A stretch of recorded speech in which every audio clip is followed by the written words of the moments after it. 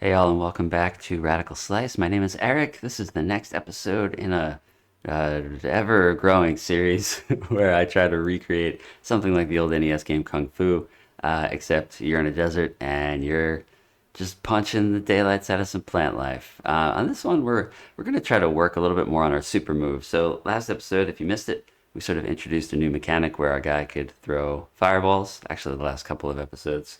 This one, we're going to figure out how we're going to actually charge that power up, so it's not just like infinitely accessible, because that's no fun. Nobody wants that.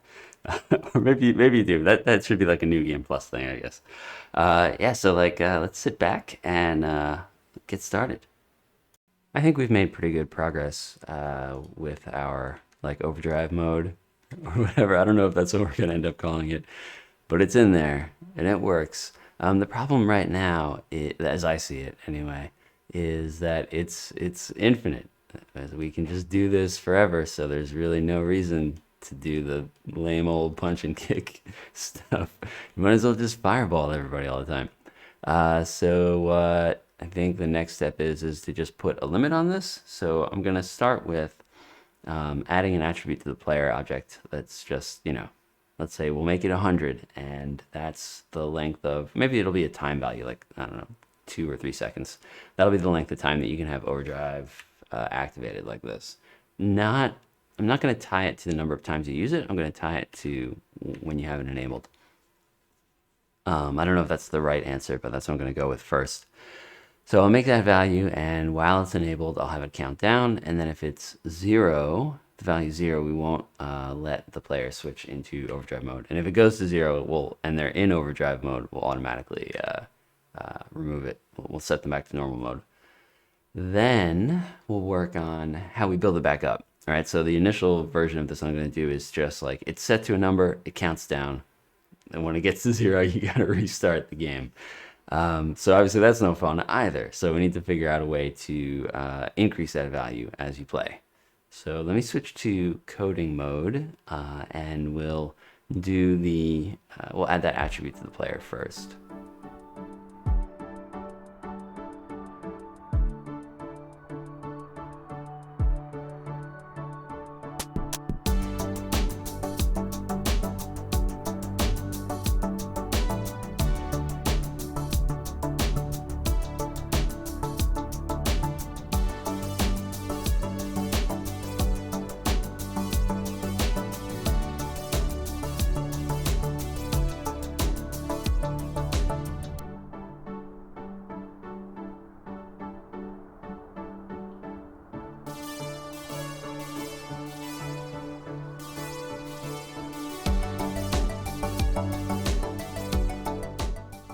So you can see, let me restart here. Up at the top, I've got this ODT value. It says 9 right now. That's a time value, so it's 9 seconds. I originally had 3 seconds. That was real darn short, so I made it 9. And you'll notice if I enable overdrive, it'll tick down. If I stop enabling overdrive, it'll stop ticking down. So that's what we want. One tweak that I had to do was if the player is in overdrive mode and doing the thing, I was previously able to like get out of overdrive while I was like throwing the fireball, which is like bad, right? We don't want, like, I don't know, just visually it looks weird because the player would visually not look like he was in overdrive anymore. And like mechanically it's weird because it just sort of like, I don't know, it creates like a weird cheat where you can just real quick turn it on, throw the fireball, turn it off again. And I didn't want that. I wanted to, I want commitment. I want commitment from my fireballs. So if the player is in the antic state or in the actual throwing state, you can't swap back out of overdrive. You got to wait till the thing is done. Let me just show you how I did that. So, I mean, this is pretty much it. Actually, let me jump up to the player thing first and show you here. So yeah, I just called this timer like OD for overdrive. And then let's jump down here. So here's the part where we're checking to see if the overdrive is on, and we're deducting the amount of time. This is at the top of the player's update function, right? So because the overdrive stuff is not really a state, it's like a layer on top of states, we need to check it up top in the update function rather than in the individual functions of the different states. So yeah, we're just removing the amount of time that's passed since the last frame update. If it's less than 0, we automatically disable it, and we set it to 0. We sort of force set it to 0 in case it goes negative for some reason. The other change I made was, this is the part where if the player touches up being button 2, and they've got some overdrive juice left, then we toggle between overdrive on and overdrive off. And I can get away with doing this. Like, technically, this would prevent them from turning overdrive off, I think. But because we sort of force the overdrive off up here, this kind of works. Probably what I should do is just have like an if-else thing here. But I'm gonna ride this until it bites me. We're just gonna leave it in there until I have a bug, and I'm like, well, why do I have this bug? Anyway, so yeah, if they tap up and they've got some juice left, and they're not in any of these states. So this is the full list of the overdrive states. So I just real quick rolled this exists function, which is just a function to see if a value exists in a table. So I can just pass in the player's current state and the list of states. The function looks like this. It's real simple. We're just iterating through the table, and if we find the value E for entry, we return true. Otherwise, we return false at the end of the function. So yeah, I think maybe standard Lua has a function that does that, but Pico-8 does not. So I just rolled one real quick. So that gets us the behavior that we want. I think it'd be cool just from a visual standpoint to draw, because right now we've got this numeric value for the timer up at the top right here. And that's like obviously not visually very nice. So what I want to do is I want to put it underneath the player's health bar, maybe like to the lower, slightly to the right. Yeah, like below the player's health bar and off to the right a little bit, and sort of attached to it, sort of like a sub meter. I might have to shift the boss health bar down a little bit to make that, to give it enough space. Otherwise, it'll look like super crowded. But yeah, and I don't know what color I'll choose for it, yellow or orange probably, just to make it stand out. I mean, the fire is using orange and red, but we're using red for health, so it can't be that. Let me try a couple colors and see what it looks like. But in terms of how we're going to draw it, it'll be similar to how I'm drawing the this guy, the player's health bar already. So that turned out more or less like I wanted it to. As I mentioned, I'll show you here what's going on. I put like another little bar underneath the player's health bar. I colored it yellow so it stands out. I also shifted the player's head icon in the upper left there down a little bit, just to like make it more aligned. And I originally was playing with like a diagonal version of the overdrive bar. So it was like, rather than being like a nice rectangle, it was sort of an ellipse, or not an ellipse. What's the word I'm looking for? A parallelogram. There's a better word for it, but yeah, slanted sides. So the sides that were diagonal instead of orthogonal to each other. I can remember the word orthogonal, but I can't remember the word for a square with tilted sides. A rhombus. That's good. I think that's the word I want. It was sort of Rhombosian. But that was kind of annoying, and I don't know. I basically, because if I was going to do that, I couldn't use the rect fill function to fill in the bar. I would have to draw like individual lines to do it, because I don't have like there's no like rhombus function that I know of in Pico-8. Or maybe there is. Maybe I could have like worked it out. But anyway, actually, hold on. Maybe can I do that? No, I don't think I can do that. Anyway, yeah. So I drew it down here, and you can see it's kind of nested beneath the player's health bar. And when I turn the overdrive on, you'll see it slowly start to reduce at the same time as the countdown on the upper right. We should be able to get rid of that countdown pretty shortly. And when it goes off, then the player switches back to regular mode. You'll also notice like it was really subtle, and I'm not sure if I'm going to keep it or not, but I think it's cool. You'll notice like in normal mode here, the overdrive bar is kind of like, it looks like it's kind of tucked under the player's health bar, because there's no like upper boundary. There's no upper borderline on the overdrive bar. So it looks like it's kind of nestled in underneath. But so I thought that was cool. And I thought it would be cooler if when the player is overdriving, if that it actually the overdrive bar graphically is on top of the health bar. So that's what I did. So basically when the overdrive is on, the top line border is drawn to sort of give the impression that like, oh, like that's the thing that's on top, not the health bar, right?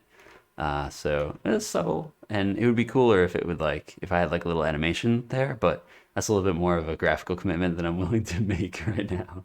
So we're gonna go with that. Okay, so now we know we have the limiter in place. We have a visual representation of it.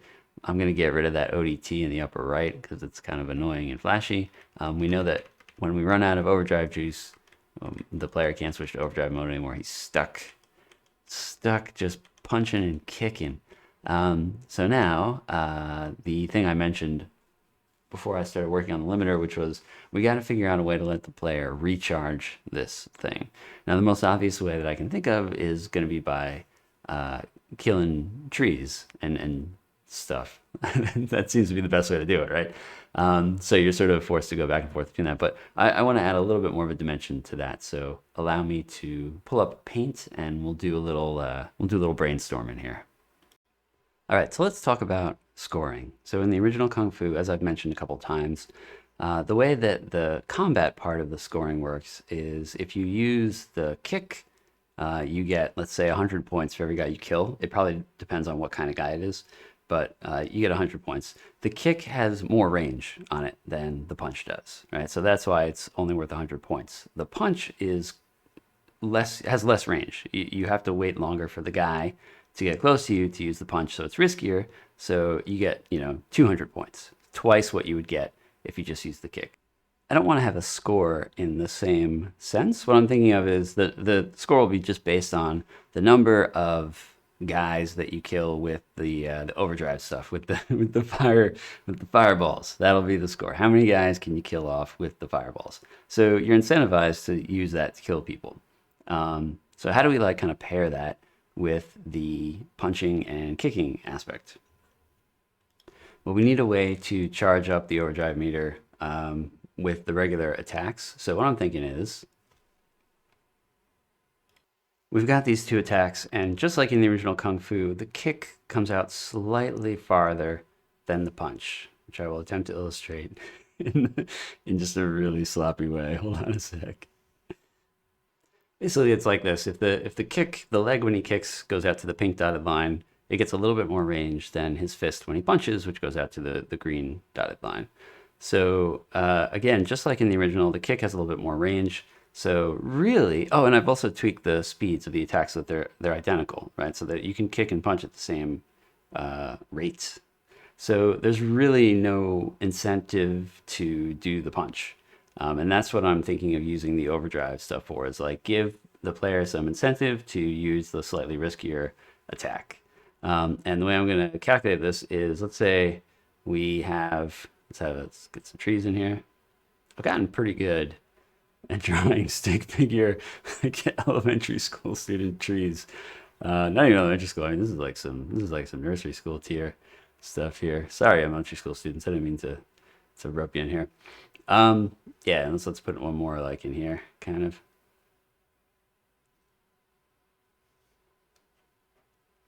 Okay, so let's gauge the distance from the player to the enemy when the player hits them. And let's say this is, I don't know, like 3 pixels. And in this case, I probably should have drawn that tree a little bit closer. Let me cut them out here.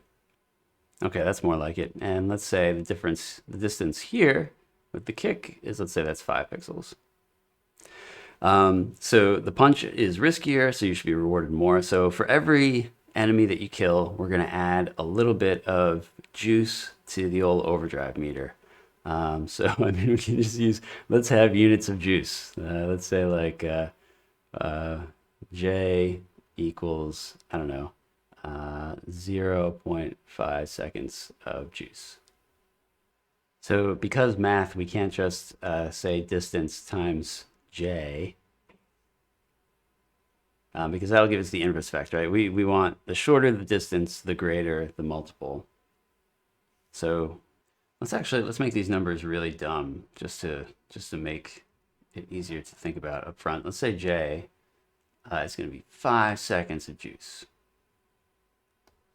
And so whenever we kill a guy, when we take down one of them trees, we're just going to divide J, which is 5 seconds, by the distance, J over D, which in this case will give us 5 over 5. Our units are seconds, so that'll give us 1 second. In this case, we do J over D. That gives us 5 seconds over 3, and that will be some weird number. That'll give us 1 point, we'll call it 1.7 seconds of juice. So we will probably need to play around with these numbers a lot. Like maybe we want the punch to be worth even more than that. We want the delta between the punch and the kick to be like even broader to really incentivize people to use the punch. But roughly, I think we can go along with this scheme. Now, I decided to go with this like based on having played some vertical shooters, and this is a mechanic in some of them. The one that I'm most familiar with is Ketsui, where the scoring system is somewhat based on like how close you are to the enemy ships when you shoot them. It sort of incentivizes you to just point blank everybody, and that makes it super intense. Obviously, the intensity is not really the same here. We don't have that many enemies on screen, but the rough idea that I'm going for is the same. And I think this will be interesting. I'm going to start coding this up. And like I said, we might have a lot of parameter tweaking that needs to be done to get it to feel good. I also think we'll probably need to add quite a few baddies to the level to make it more, so there's just like more stuff to do. Like you'll be charging and depleting your overdrive meter as you go. But yeah, let me get coding and see how far we can get with this before we have to start like making significant tweaks to the numbers.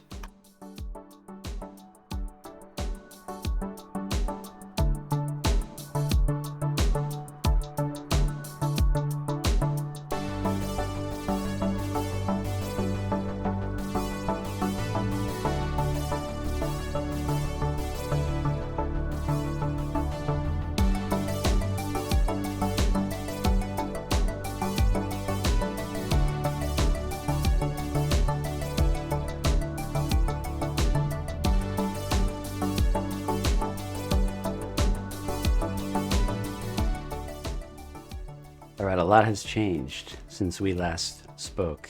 I actually ended up doing like a huge amount of refactoring to harvest some tokens. Basically, like I cleaned up a lot of the collision-based functions. I didn't add any functionality to those. I just made the signatures shorter so that I was using fewer tokens.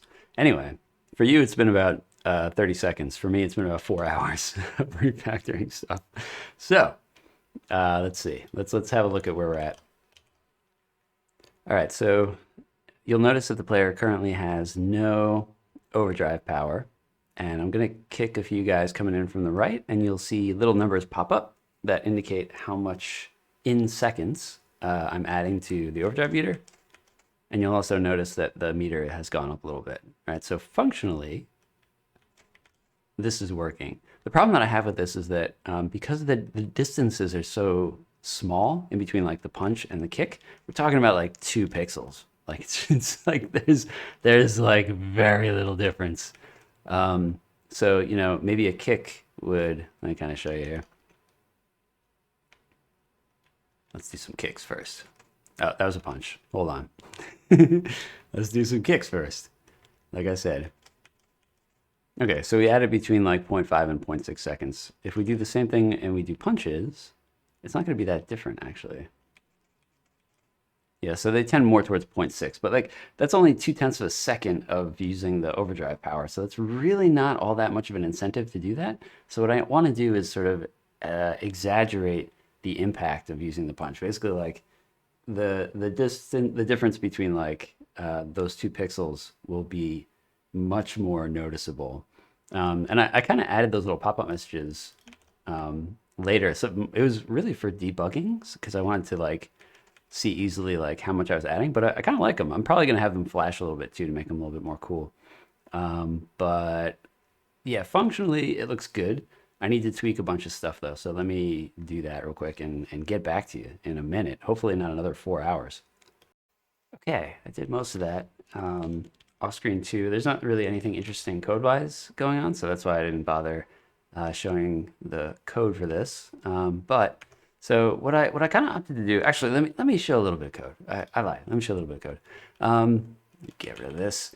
So what I was kind of doing was I was trying to take the distance between the enemy and the player, and then somehow do some math, and then that value would be added to the player's overdrive juice, right? It was like proportional, and I was worried that it wouldn't scale right because the punch and the kick are so different, and like we need to take like 2 or 3 pixels of distance and make that really meaningful. So what I did is I threw the distance mostly in the garbage, and I only take the value. I threw the proportional stuff in the garbage. What I did was I just took the distance value. If it's less than 9 pixels, then we give the player a whole half a second, and we print a cool little star to the screen. If it's more than 9 pixels, whether it's the punch or the kick, it doesn't really matter, but it's a lot better to do the punch in these cases. Then we only give them 0.2 of a second. And again, these values may change. I had 1 second up here in this part for a while. Maybe I'll reduce this some more. And we just print a little plus sign. And I chose plus because like originally I was printing the numeric values. I also tried printing like good and great, but that was like super noisy. But you can kind of see what it looks like. I kind of like the way that the plus and the star play with each other, because the star in Pico-8's font is like gigantic compared to just a regular plus sign. So it kind of works out visually. So I probably won't have to try. It's actually pretty hard to get the star every time. So let me yeah, you can see like there's a plus sign and then a couple of stars. I also played with the velocity of the little pop-up things. So that's looking pretty snazzy. And although I still have probably a lot of ways to go to make the levels like give you a meaningful amount of juice by the end. Oops. It's working pretty well so far. Now, a couple things that I'm still thinking about, like you'll notice when I was fighting the boss there, the apples didn't give me any juice, and neither did the boss. It doesn't make sense for the boss to give you juice when you kill it, because like you're gonna go to the next level and it's gonna reset your juice anyway. So it doesn't really make sense to have the boss give you any juice. The apples too. The reason I did that is because like I just didn't want the player to sit there farming apples. I don't know, it seemed like less fun to do that. So the only time you're gonna get juice is if you actually take out one of the regular baddies, just like that. That's the only way you can accumulate juice. But yeah, this is looking pretty good. I'm pretty stoked about this. There's a couple little weird things that I want to. I'm just having too much fun playing this game. A couple weird things I want to address. The first thing is that I want the player to lose juice when they get hit. So let me just icy sketch real quick. So now I've got a little bit of juice, and if I take damage, like here, I want the juice to just go to 0, right? So it tries to encourage you to not take damage. The other thing is I don't want hugged baddies to count towards the juice total, right? So like, or hugging baddies. So in this case, like we'll get a bunch of juice out of that, but I don't want that. I want them to count for nothing, because I think right now, I don't want the player to basically just like let themselves take damage and farm juice. Although I guess it doesn't really make too much sense to do that, because if you're going to take damage, you're going to lose all your juice anyway. So I think it'd be pretty hard to farm. But just like that feels more consistent, I think, to that if the baddies are hugging you, you get no juice, right? You only get juice if you do the thing right. And the thing is, you kick them before they hug you. sounds like a Western, like a lost spaghetti Western. Kick them before they hug you. All right. So, okay. Yeah, let me like, okay, I gotta stop playing this game. Let me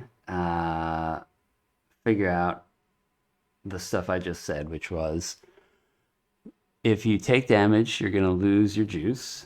And if the baddies are hugging you, and you kill them, then you won't gain any juice from that. So those are the next 2 things to work on. Thanks again for your time and attention. I really appreciate it. I know we're all busy with things. We're busy with life. We're busy with playing games. I sure am. So thanks for taking time out of whatever it is that's keeping you busy keeping you busy to watch this channel. I'll be back next week. So until then, whatever it is you're doing, I hope it's going well, and bye for now.